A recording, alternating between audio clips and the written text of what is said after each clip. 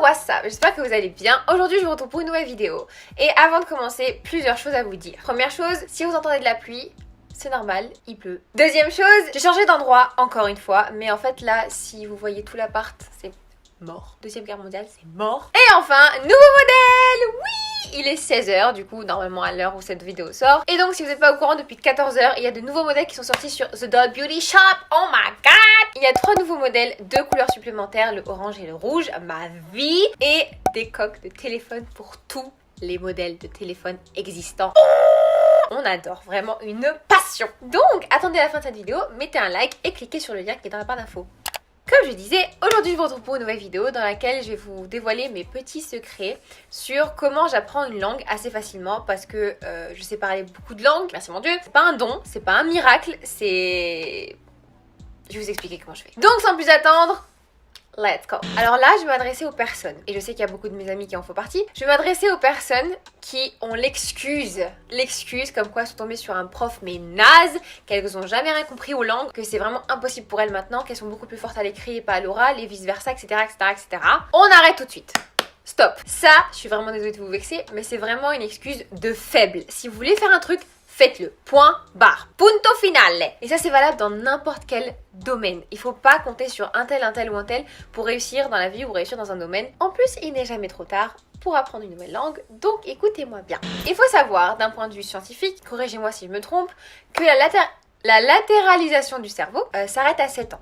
Donc ça veut dire que vous pouvez apprendre toutes les langues du monde entier jusqu'à l'âge de 7 ans. C'est pour ça qu'il y a plein de parents qui apprennent le chinois par exemple ou le russe par exemple à leurs enfants de 2 ans, et les petits tu les vois genre le parler hyper bien normal comme si c'était leur langue maternelle. Donc sachez que ce n'est pas des génies, c'est juste parce que le cerveau absorbe beaucoup mieux avant cet âge-là. Il faut savoir que ma langue maternelle c'est l'arabe. Je suis née en Algérie, du coup la première langue que j'ai parlée au monde c'est le rebeu. Je suis arrivée en France à 3 ans, après j'ai fait aller-retour entre Algérie et France. Je suis arrivée officiellement en France à 6 ans. Donc c'est là où je suis rentrée en OCP. Et en fait, en arrivant en France, je savais dire 5 mots. Merci, bonjour, nez, bouche, yeux. C'est tout. Ensuite, de la 6e jusqu'à la terminale, j'ai fait italien LV2. J'aimais trop italien. Italien, c'est trop ma vie. J'aime trop cette langue. C'est un truc de ouf. Entre temps, j'étais très fan des films Bollywood. Donc j'ai appris à parler l'hindi. C'était ça? I don't know. Donc normalement, c'est ça, l'hindi. Enfin bref, il y avait des mots que je connaissais en Bollywood parce que j'étais accro aux films Bollywood. J'ai dit quoi? Il y a des mots que je connaissais en Bollywood. C'est pas ce que je voulais dire. Bref, vous avez compris ce que je voulais dire. Arrivée donc au lycée, donc de la première à la terminale, j'ai appris le japonais.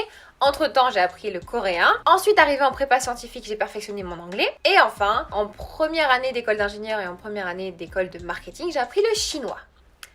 Voilà. Il faut savoir que je considère pas que je parle couramment toutes ces langues. Maintenant que j'ai perdu la pratique, forcément je les oublie petit à petit. Mais en tout cas, j'ai su parler toutes ces langues durant ma vie. Donc maintenant, passons dans le vif du sujet. Je vais vous dévoiler maintenant 5 règles que je considère essentielles, évidemment ce n'est que mon point de vue, dans le processus d'apprendre une langue et de l'exceller et d'être le premier de la classe. Yes! Règle numéro 1, et ça c'est plus un rappel qu'une règle, mais vaut mieux prévenir que guérir. Dans l'apprentissage d'une langue, ce qui est essentiel, c'est de s'intéresser à la langue. C'est bateau ce que je suis en train de dire, mais c'est vrai. C'est une question de volonté. En fait, dès que tu veux faire quelque chose, ton cerveau il s'ouvre à cette chose et du coup, il absorbe beaucoup plus facilement. Et du coup, l'apprentissage de la langue se fera beaucoup plus facilement, beaucoup plus rapidement et de manière beaucoup plus agréable parce que si tu apprends une langue que t'aimes pas, quel intérêt en fait, tu vois? Quel intérêt? Donc du coup, première règle, s'intéresser à la langue concernée. Deuxième règle, et ça, écoutez-moi bien. Arrêtez tout ce que vous faites. Écoutez-moi bien. C'est extrêmement important. Je suis très investie dans cette vidéo, j'ai l'impression. C'est apprendre les bases. Ça sera la fondation de toute votre connaissance dans cette langue-là. Regardez par exemple en français. En primaire, on nous a appris qu'une phrase, ça se composait d'un sujet, d'un verbe et d'un complément. Mais quand vous parlez naturellement français, ça vous vient pas à l'idée de vous dire ok, donc il faut que je mette le sujet là, le verbe là, le complément là, et les articles ici, et truc. Ça vous vient naturellement, c'est normal. Et en fait, dans n'importe quelle langue, c'est comme ça. Dès que vous avez assimilé la base de la grammaire, de la conjugaison, de l'orthographe, etc., ça vous vient naturellement et ça devient mécanique en fait. Chaque langue a ses règles et ça a toujours été le cas et ça sera toujours le cas parce que pour composer une langue, il faut structurer la langue, sinon c'est incompréhensible. Tout à l'heure, je vous avais dit que j'ai perfectionné mon anglais en prépa et en fait tout ça c'est grâce à 2 livres qui m'ont été conseillés par ma prof d'anglais en prépa. Madame Simone, ma life, je l'aimais tellement. Mon dieu, ils sont tous sales, je les ai tellement prêtés que... Ce sont les grammaires raisonnées 2. Donc ils se composent d'un livre de cours et d'exercices et d'un autre petit livret d'exercices corrigés. J'ai acheté ça à la FNAC, je me rappelle, et donc j'essaierai de vous trouver le lien que je mettrai dans la barre d'infos. Mais en tout cas, c'est la vie. Je le donne à tous mes potes qui veulent apprendre l'anglais à chaque fois parce que ça m'a aidé de ouf. Il y a absolument tout, toutes les variantes de tout ce que vous pouvez trouver dans la langue anglaise. Donc oui, parce qu'en fait, il faut savoir qu'avant d'intégrer la prépa, les cours d'anglais, en fait, j'y allais un peu au talent. Parce que j'avais pas de structure, je me référais toujours aux articles que je lisais, je me référais toujours aux magazines, aux films, aux séries. Et des fois, en fait, du coup, je sortais des trucs qui étaient justes, mais je savais pas pourquoi je les sortais. C'était juste automatique parce que j'avais entendu un tel les dire comme ça. Cette technique, c'est bien, mais pas à long terme. C'est pas quelque chose qui va vous aider à bien parler pendant très longtemps et dans toutes les circonstances, une langue spécifique. Donc moi, je vous parle de livres, je vous parle de séries, je parle de vidéos, mais il faut vraiment que vous ayez quelque chose de très scolaire. Donc moi j'aime bien les livres pour apprendre, mais vous pouvez télécharger des applications, vous pouvez aller sur les vidéos YouTube. C'est comme ça que j'ai appris à bien prononcer les mots en chinois, c'est grâce aux vidéos YouTube. Enfin vraiment, vous pouvez trouver plein de trucs sans vous ruiner forcément. Pour bien apprendre une langue, c'est vraiment pas compliqué, surtout que maintenant, avec la technologie et internet, on peut accéder à énormément de documents hyper facilement. Troisième conseil que j'ai à vous donner, c'est de vous entourer, comment dire ça? C'est de vous immerger dans un environnement favorable à l'apprentissage de la langue que vous voulez apprendre. Oh my god, c'était très compliqué cette phrase. Mais en gros, l'essentiel c'est de conditionner votre cerveau à la langue que vous voulez parler. C'est pour ça qu'il y a tellement de gens qui vont en Erasmus, qui vont en voyage linguistique, qui s'expatrient justement pour apprendre une langue parce qu'ils sont entourés de personnes qui parlent la langue et du coup le cerveau est obligé de s'adapter à son environnement. Par exemple, quand je vais en été en Algérie et que je parle l'algérien pendant 1 mois ou pendant 2 mois, je reviens avec une meilleure aisance qu'au début. Et c'est normal parce que toutes mes cousines, toutes mes tantes, tout le pays parle la langue que je dois parler, c'est-à-dire l'algérien, le rebeu, enfin bref. Alors que pendant toute l'année où j'ai absolument personne avec moi à qui parler rebeu, enfin quoique, on s'envoie toujours des messages vocaux avec Amina. Hi bitch. Je perds du coup beaucoup plus de mots et d'aisance à parler en arabe. C'est une de mes grosses phobies d'ailleurs ça. Vraiment. Phobie. Il faut du coup conditionner votre cerveau à parler une langue et du coup s'entourer de beaucoup de choses qui sont favorables à l'apprentissage de la langue. Quatrième conseil que j'ai à vous donner, c'est de parler. Il faut absolument pas faire comme moi quand j'étais en cours, c'est-à-dire je ne participais absolument pas dans tous mes bulletins, mais tous. Dans les appréciations, il y avait toujours écrit « Excellent élève, mais ne participe pas !» Je déteste participer, mais c'est très important, surtout dans les cours de langue. Vous pouvez pas vous permettre d'exceller dans l'écriture et d'être naze dans l'oral et vice versa. Dites-vous qu'en fait, parler ça va améliorer votre écriture et l'écriture ça va améliorer votre oral. Si vous voulez vous améliorer en général dans une langue, il faut exceller.